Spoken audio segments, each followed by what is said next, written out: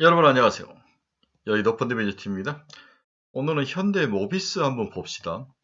최근에 제가 이제 늪속에 빠진 종목들을 몇 종목씩 계속 좀 오래된 종목들인데 여러분 우리 유주린이 친구분들 또는 우리 친구분 중에서 가지고 있는 종목 중에서 늪속에 빠진 종목들이 몇 종목 계속 보이는데 그 종목에 대해서 나름 리뷰를 좀 해줘야 될 것 같은 생각이 있어서 제가 계속 지금 해오고 있죠. 오늘은 현대 모비스 한번 봅시다. 의외로 모비스 작년에 좋아하셨다가 늪속에 빠진 분들이 굉장히 많은데 저도 되게 좋아했습니다. 근데 애플카니 뭐니 이런 것들 때문에 자율주행이 정말 좋아했다가 늪속에 빠져 있는데 견뎌야 하는 것인가? 뭔가 전략을 어떻게 짜야 될 것인가? 한번 같이 머리를 맞대보고 생각을 같이 나눠보도록 하겠습니다. 구독, 좋아요 많이 눌러주십시오. 결론적으로는 좁은 박스권에서 움직일 거로 보입니다. 좁은 박스권. 네. 동사에 대해서 V자 반응도 없고 그렇다고 급락도 없는 거죠. 그렇죠? 네. 이러한 것 종목들은 좁은 박스권에서 지속적으로 지루하게 움직이면서 우리를 괴롭히는 거죠. 남 오를 때 안 오는 것만큼 배 아픈 게 없는 거죠. 또 빠질 때 안 빠진 건 좋지만 뭐 빠질 때 같이 빠지면 또 마음 편합니다. 근데 오를 때 같이 안 오른다는 게 정말로 문제가 큽니다. 정신적 스트레스가 크죠. 그래서 일단 30% 정도는 매도를 추천합니다. 일단은 한번 움직여 보시길 강력히 권합니다. 그래서 기대할 것은 없어 보인다. 향후에 V자 반등이라든지 22만원에서 25만원을 5만원을 탈출할 그 가능성은 당분간 없어 보인다. 그래서 과감히 눈을 감고 30% 정도 팔아서 팔랑팔랑하는 종목들을 한번 갈아타 보시는 것도 좋은 전략이지 않을까. 그렇게 결론을 내보고 분석을 시작해 보도록 하겠습니다. 통사의 최근 주가 추이를 보면 40만 원이 찍은 게 2021년 3, 4월이었죠. 그리고 한 1년 내내 빠졌습니다. 그렇죠? 22만 원까지 딱 반토막 났네요. 그렇죠? 반토막 나고 걸려 있습니다. 그렇죠? 뭐 움직임이 없죠. 행보라고 볼 수 있는데 현대자동차, 기아차, 현대모비스 중에서 기아차는 살짝살짝 움직이는데 모비스와 자동차는 껌딱지처럼 붙어 있습니다. 그래서 이러한 종목들이 갖는 가장 큰 특징은 모든 게 현대차와 기아차에 붙어 있는 거죠. 그래서 이들에게 시야를 당하거나 이들의 이익을 위해서 뭔가 희생을 해야 되거나 이러한 상황. 그리고 글로벌로 캡틴 마켓에 주로 집중을 하기 때문에 캡틴 마켓에 집중하는 애들은 또 그렇게 매력이 크지 않아요. 그렇죠? 네. 글로벌적으로 확장성이라든지 이런 것들이 많지 않기 때문에 이런 면들이 동사의 주가를 껌딱지처럼 만들고 있는 게 아닌가 그런 생각을 해봅니다. 자, 그러면 우리가 한 발 더 나가서 글로벌 자동차 부품 업체들은 어떤 모습일까? 그래서 보시, 유명한 우리 자동차 부품 보시 있잖아. 독일의 보시. 얘도 보면은 껌딱지처럼 옆으로 기고 있습니다. 그러니까 전체적으로 이 섹터가 그렇게 업황이 좋지 않다는 거죠. 네, 자동차들은 좀 팔딱팔딱 움직이는 모습이 있는데 자동차 서프라이 체인에 있는 이러한 자동차 부품 업체들을 종합한 모듈 업체들은 그렇게 매력적이지 않는 상황이다. 이렇게 보시를 통해서도 우리가 확인을 해볼 수 있습니다. 동사의 수급지를 한번 보겠습니다. 외국인들은 뭐 듬성듬성 사는 모습이 좀 나오는데 국내 기관들은 그렇게 매력적으로 보지 않는 것 같습니다.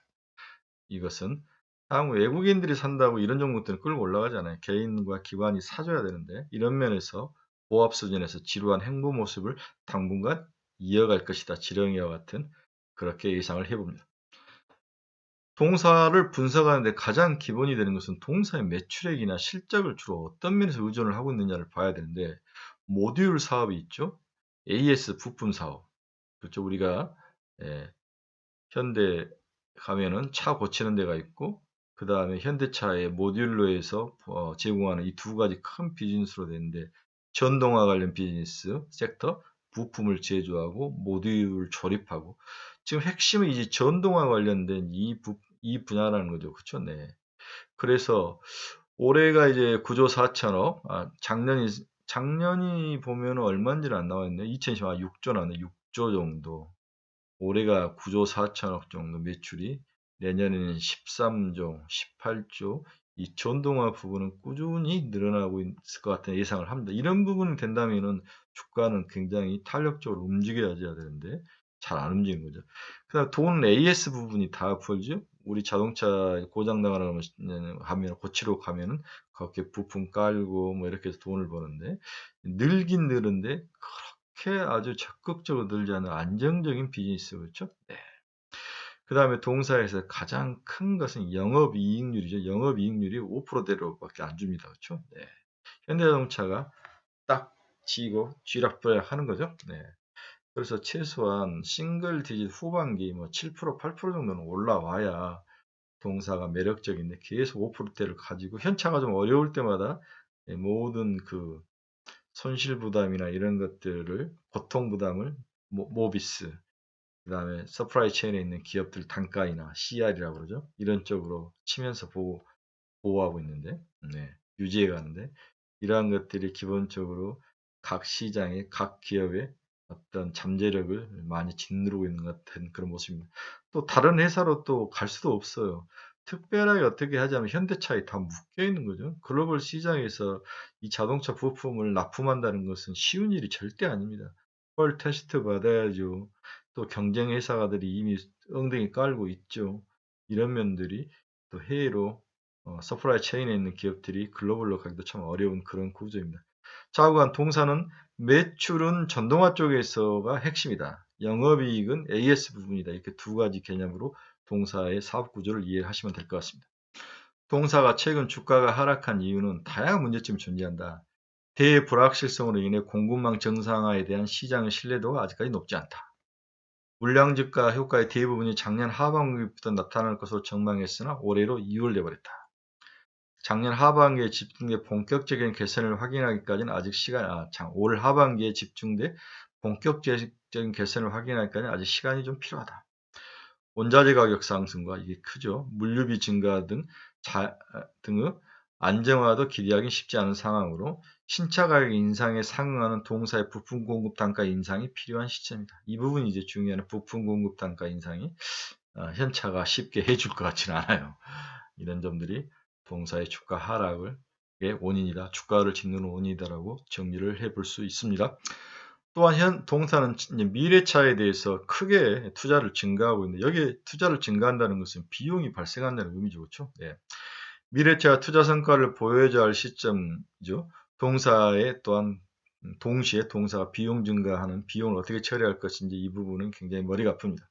전기차, 수소차, 차량용 소프트웨어, 차량용 반도체 등 미래차 관련 투자가 증가하면서 비용이 증가하는 거죠.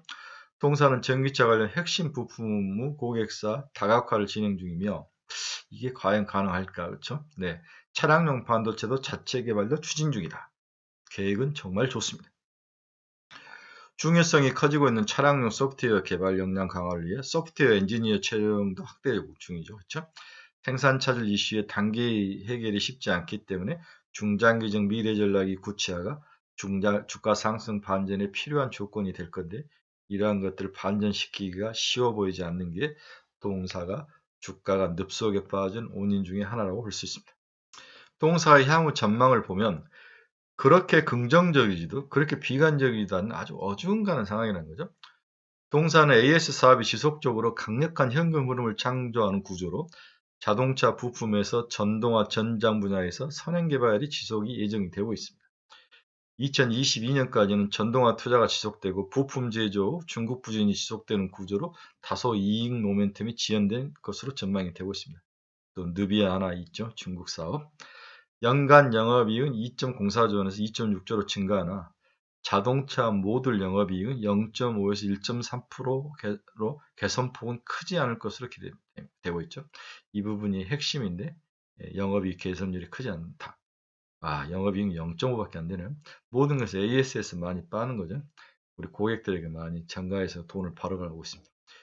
22년 주가 모멘텀은 전동화 사업을 통해서 발현될 것으로 예상입니다. 이게 핵심이죠. 그래서 동사는 전동화 바람이 불지 않는 이상은 주가가 움직일 확률이 낮아 보입니다. 이익 모멘텀 지연되는 구조이나 완성차 그룹의 해외 거점 확대 전략으로 외형 성장에 대한 강력한 트리거가 나타날 것으로 전망이 된다.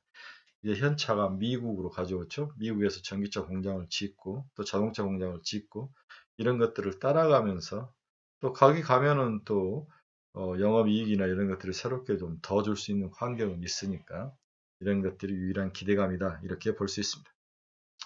현대차 그룹의 이 GMP 라인업이 올해를 필두로 빠르게 확대되나 기존 라인업의 물량 증가가 동사 입장에서는 마진 측면에서 중요하죠. 기존 라인업이. 최근 아이오닉 5 인도네시아 공장 내 생산이 결정되면서 현지화를 통한 이익 개선에 나서고는 있습니다. 하지만 시간이 좀 걸리죠.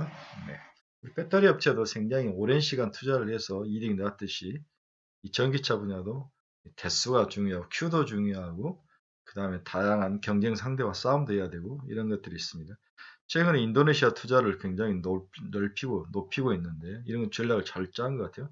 일본이 잡고 있는 동남아 시장에서 전기차 시장으로는 미리 가서 선점해 볼 필요는 있는 것 같습니다. 자, 동사에 대해서 다양한 생각들을 한번 들어봤습니다. 그래서 결론적으로 동사가 늪에서 빠져나올 수 있는 유일한 탈출구는 이 GMP 성장의 핵심이다. 그렇죠? 네. 이 GMP가 생산 거점을 해외로 확보하고 동사도 따라 나가면서 레퓨테이션을 쌓고 글로벌 자동차 부품 기업으로 또 밸류에이션을 높게 받을 수 있는 그러한 상황. 그 다음에 현차와 기차가 전기차 시장에서 싸움을 잘 해서 빠른 큐의 성장. 그리고 비싼 어떤 그 구동 관련된 여러 가지 소프트웨어라든지 이런 쪽으로 자율주행 쪽에 대한 시장의 성장성, 동사의 성장성 이런 것들이 핵심인데 지금은 비용을 막 투자해서 육성하는 기간이기 때문에 실적이 나지 않는 거죠. 그럼 어떤 또 섹터는 육성하자마자 이제 배터리 같은 데는 막 투자하면 할수록 레버리지가 크기 때문에 이득이 빨리 순환되면서 더 커지는데 또 이러한 자동차 부품 회사는 육성을 하더라도 기다렸다가 실제적으로 수익이 난 이후에 숫자를 보고 투자할 수 있는 그러한 어떤 그 같은 섹터라도 다른 어떤 모습들 이런 것들이 동사를 지속적으로 늪속에 빠뜨리는 게 원인이지 않나 그런 생각이 듭니다. 일단 30% 팔기를 강력히 권합니다. 팔아서 한번 다른 쪽으로 움직여 보시죠. 네. 현대 모비스 늪에 빠져 있는 우리 친구분들에게 제가 해줄 수 있는 투자 전략은 이겁니다. 일단 30에서 50%는 팔아보자. 팔아서 옮겨보자. 이렇게 결론을 내볼 수 있습니다.